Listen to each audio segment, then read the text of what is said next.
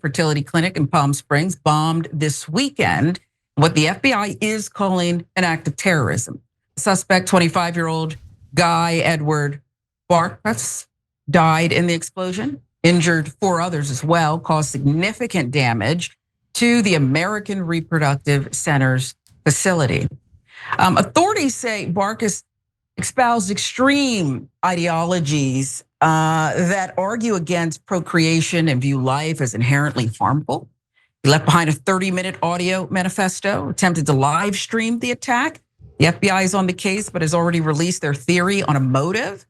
Akil Davis, head of the FBI's Los Angeles office, said they were treating the incident as an intentional act of terrorism. Davis added that online posts and other evidence suggested the suspect had nihilistic ideations and that this was a targeted attack against an IVF facility. FBI spokesperson Laura I. Miller, meantime, also said the agency was investigating whether the suspect's alleged anti-natalist views were a motive behind the attack. The blast, which occurred just before 11 a.m. on May 17th, shattered windows of nearby buildings. It was felt more than a mile away. That's how powerful it was. Despite the destruction, no embryos or staff members were harmed in this, as the clinic was closed at the time. So, Cenk, this attack marks a disturbing escalation. We're seeing this ideological violence. I guess what does that tell us about the current state of extremism inside the US? Yeah, I'm actually really worried about it. And I'll tell you why. So this guy is a super rando, like he's an anti-natalist. Whatever, like what is that? So it's people who think there should be less people on earth and less children. That's like your opinion, man. And there's a good way to deal with that. Don't have kids. What are you trying to blow up other people for? So I had to look up to see if that's a left wing or right wing position. I don't know what wing it is. I don't know, maybe left, I don't know. But that's my point, which is now everybody who's mentally disturbed writes a manifesto and decides that their issue is the most important thing, and either usually gets a assault rifle and goes and kills a whole bunch of people, or these days they're blowing up cars in front of places. It's so frustrating. And then so how do those ideas, A, get into their head? And then B, how does the second idea get in their head, which is, oh, okay, if you're anti-natalist or pro-natalist or whatever, you have to somehow murder people. But far, far too often, Sharon, that step 2 happens now that it didn't happen before. I'm really upset about this, or I'm really animated by this. And that's step 1, that happens all the time. Step 2, I will now murder people because of it. That's the part that's deeply disturbing. What's the next attack going to be? Because of natalism? No. Because of something that makes sense? No, of course not. Most of these people have mental health issues. So what's the next one going to be about? I don't know. But I do know there will be one, and they will get that second thought in their head. Oh, right, since I believe adamantly in something, that means by definition I should go murder people for it. No, it doesn't. No, it doesn't. You could be super animated about things. You see me on air, I'm super animated about things. That doesn't mean I have to kill anyone.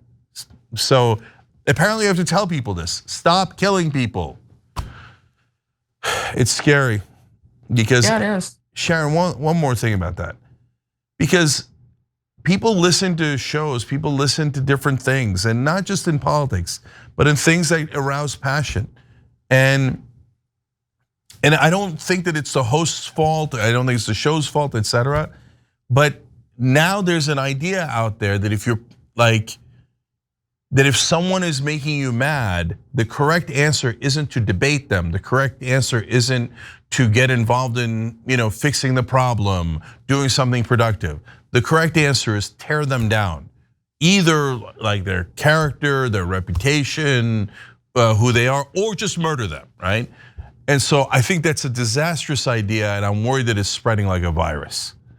Yeah, got to figure out what it's not just a call to action, it's converting to this call to deadly action, and where is that coming from? Where it leaves passion and moves into that realm. the perpetrators, the accused father, Richard, broke down in tears during a televised interview here. He expressed shock, sorrow upon learning of his son's actions. He admitted he hadn't seen his son in more than a decade, but he did recall him as a good kid, liked hiking. He liked to go hunting. He liked to go rock hunting. He liked his computer. He had a good heart. Something changed in him. But what was that? Investigators are examining Bartkus's online activities, including a website, social media postings that detailed his extremist beliefs and hinted at plans for the attack. FBI is treating this as one of the largest bombing investigations in Southern California history. California Governor Gavin Newsom, Attorney General Pam Bondi have both condemned the attack, pledging full support for the ongoing investigation. Is there any part of you that, if not blame, believes that the intelligence community, I mean, if he had certain postings, he was leaning towards an attack of this kind, should authorities have known about it? No, that's why it's so scary. No, how the hell are they supposed to know about this rando who's anti-natalist and going to do a bombing?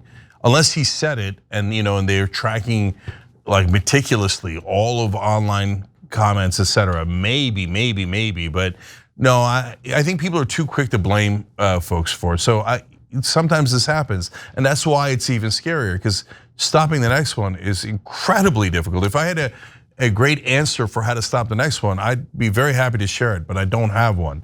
And so for the dad, by the way, just so you know, he did also say that that this guy was always into bombs, but he said little bombs, like smoke bombs, stink bombs and stuff like that, nothing dangerous. Yeah, I hear you, but didn't end well. And he hadn't seen his son in 10 years, so he really didn't know what was going on. But again, I'm not blaming the dad, I'm not blaming anybody. I'm just saying, everybody put out, the only thing I could think of to do that's positive is everybody put out the message that physical violence is never the answer. That's basically saying, I can't defend my ideas intellectually, I surrender, I'm no good at this, I'm mentally weak, hence I will resort to violence instead. As you were saying that, it reminded me of the insurance CEO killing. Now there were a lot of people who said, look, we're getting left on our deathbeds. We're not being helped. So maybe it's justified. Maybe they didn't go that far. Some did though. It's mind-boggling how we get a handle on some of this. Every time you ring the bell below, an angel gets his wings. Totally not true, but it does keep you updated on our live shows.